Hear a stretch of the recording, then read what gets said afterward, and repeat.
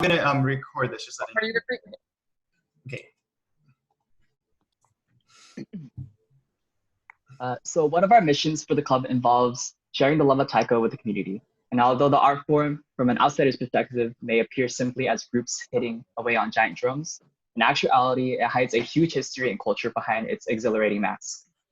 Though the sounds of dons and cons may sound familiar to you, we want to fully immerse you guys into the narrative leading to the modern day taiko, how the gaps are bridged between Japanese and American cultures, as well as the founding and transitions within Bakuhatsu history. Our presenters today will be Gen 19 of the club, Daniel Dana, Katie Chun, Suzuka Kawaguchi, Asi Shen, and Sophia Liu.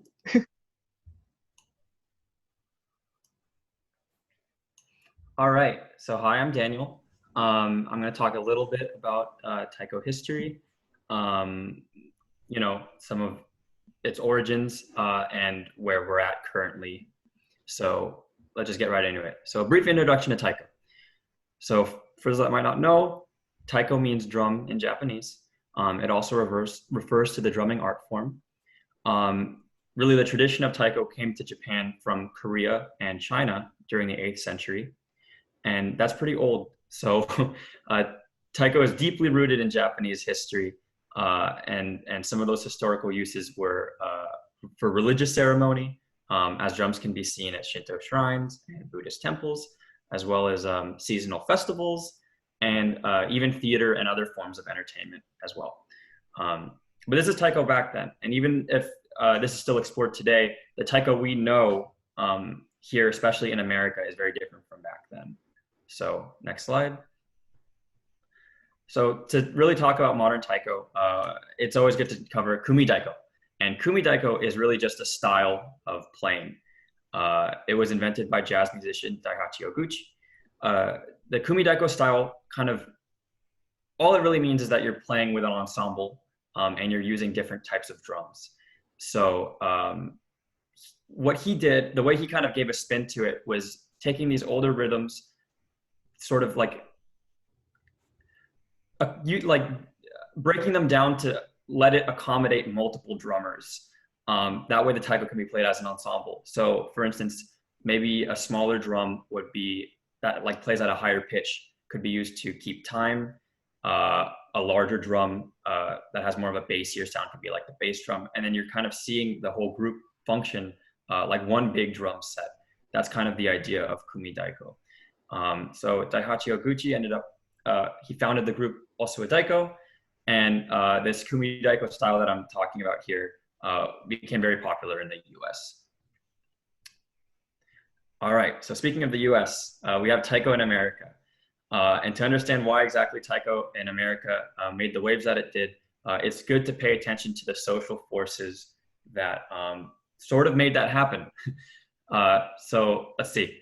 Taiko in America kind of emerges within Asian communities during the Asian American movement in the 1960s. Yes, this was during the Civil Rights era, and the Asian American movement brought solidarity among Asian communities, and they, of all different backgrounds, those communities came together to reject white superiority, to backlash against racism, discrimination, and policy that was directly affecting them in their communities. And a kind of an encapsulation of this is this idea of like the Asian American. I've been throwing that term around, but this is the time where that is coined. That's when it became known as that identity. And so because of that, there was this wanting to explore heritage and to kind of say, we're Asian Americans and we're here. So part of the way to do that was through taiko. So Asian American communities, they adopted taiko to explore their heritage, to express cultural and ethnic identity within the US framework. And it got popular. So taiko became popular in these communities and other communities too, like in Buddhist churches, because Buddhist churches, they intersected a lot with the Asian American communities. So next slide. All right, so I'm talking about taiko as this kind of vehicle of exploring one's heritage, but it also ended up becoming an outlet for activism, which Bakuhatsu we're pretty aware of nowadays too. So taiko became a common activity within Buddhist communities and an outlet for activism. So just for example, one Kumi Daiko group in particular, Kinara Taiko, they were based from the Ascension Buddhist temple in LA, and they performed during pilgrimages to former concentration camp sites where Japanese Americans during the internment camp were being held, such as the camp in Boston, Arizona. And an interesting fact about Kinara Taiko is they played on drums made out of wine barrels. And this is a manufacturing technique so innovative that it's still being used in North American taiko today. All of our drums are made of wine barrels, with the exception of a couple. But most collegiate teams also use this as well. So, all right, so continuing on, I'm sure everyone knows about the San Francisco Cherry Blossom Festival. It was made to celebrate Japanese culture and Japanese American culture. And really, it was created, it was developed by the community in San Francisco as a result of this newfound Asian American consciousness that I was referring to in previous slides. So Grandmaster Seiichi Tanaka, he's known as the father of North American taiko. But his origins are fairly interesting. So he came to America from Japan, and he saw that there was a cherry blossom festival going on, and noticed that it didn't sound like a cherry blossom festival. There were no taiko. There was no taiko being played, and that, I mean, that's sort of a big deal. So he didn't know how to play taiko, but he took it upon himself to bring it. So he actually went back to Japan. He studied how to play taiko. He even studied under Daihachi Oguchi.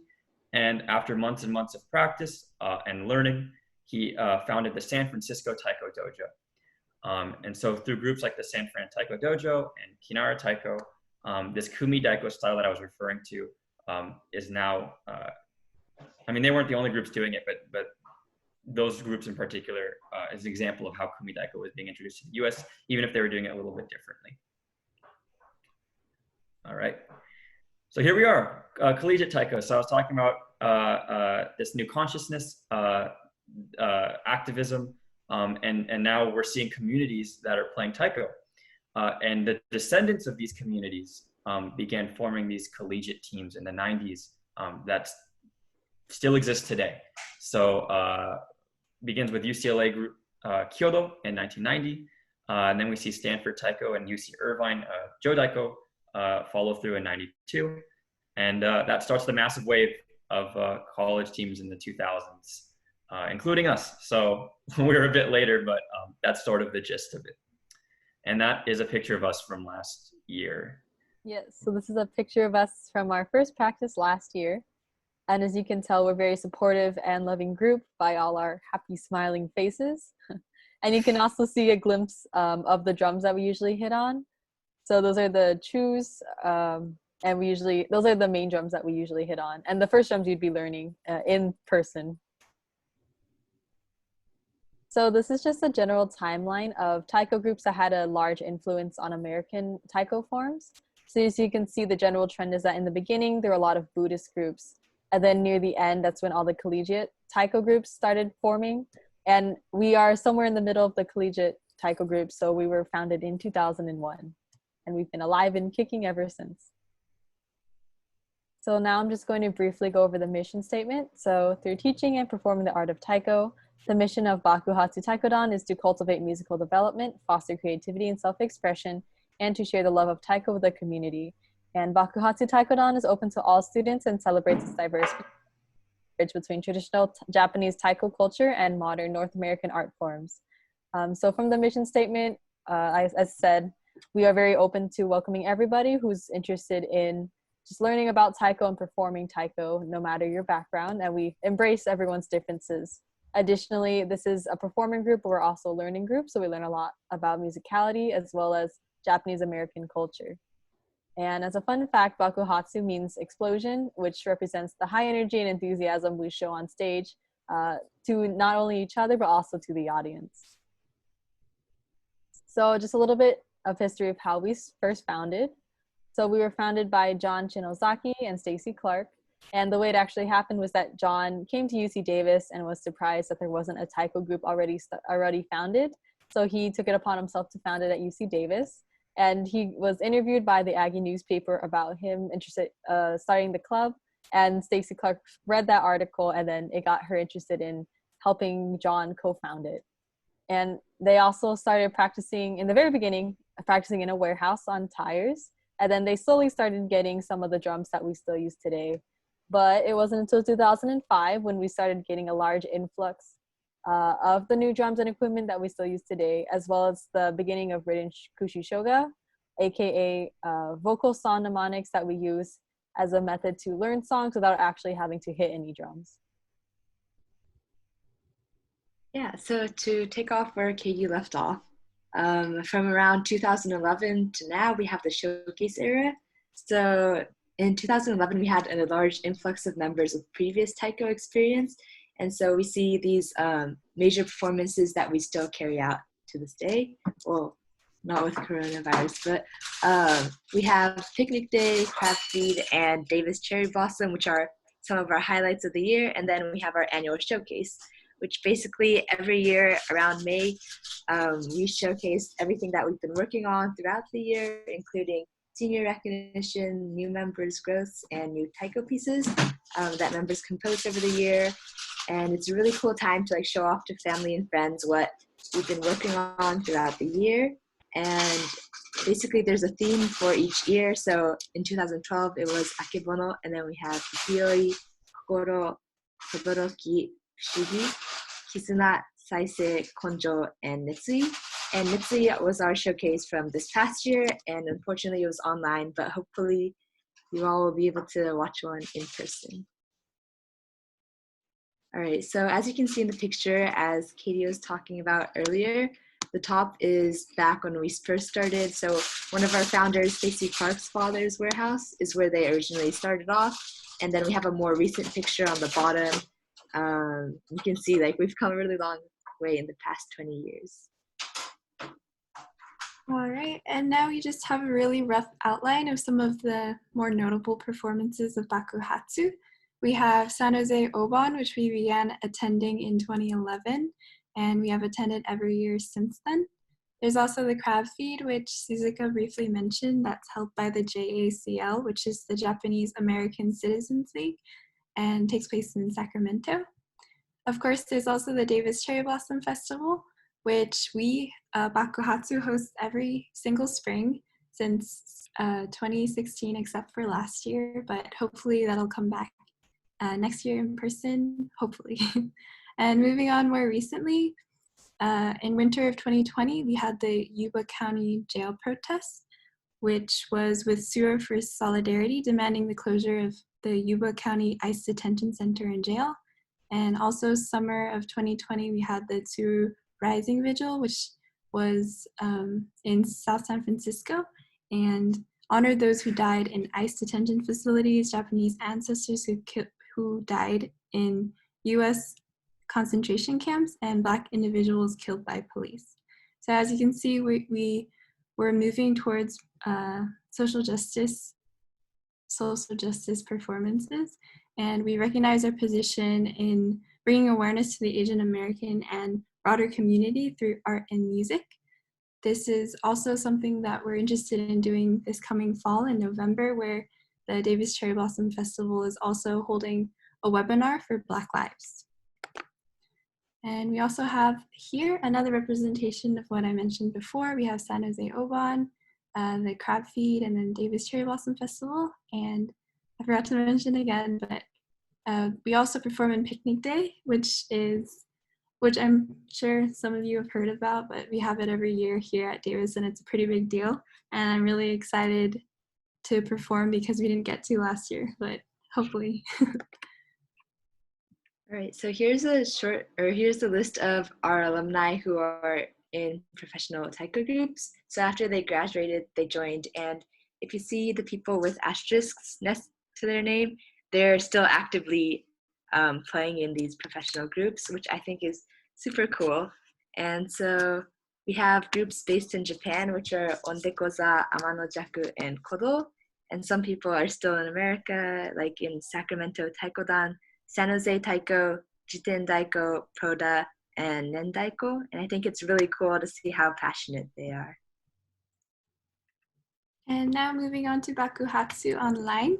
Last spring, we had a virtual showcase, as Suzuka mentioned a little bit earlier before, which we streamed on YouTube. And it was a new experience, but it was a great learning opportunity, and it turned out pretty good. We also have Zoom practices, which you're getting a taste of right now. And this was from last spring, us stretching. We also submitted video projects to performances like this one right here, which was for the Kodo One Earth celebration, where some of our members learned this song and were able to compile a really cool video project that became part of that showcase. We also have the new song composition project, which Greg mentioned earlier, and hopefully some of you will want to be involved in. It seems like a really exciting opportunity for us to continue learning taiko, but also to develop creatively and create content in a new virtual format. So while still online, we are still able to build a community. On the left pictured is our own taiko team building drum pads at home. That was a really fun get together. And on the right, we are able to engage with the greater collegiate taiko community. That was a collegiate leadership series discussion series, excuse me, with the Taiko Community Alliance. Okay. Oh, and that's us. I know we're a little short on time. Thank you for watching. If you have any questions, please feel free to drop them in the chat and we will get back to you in an email. Thank you.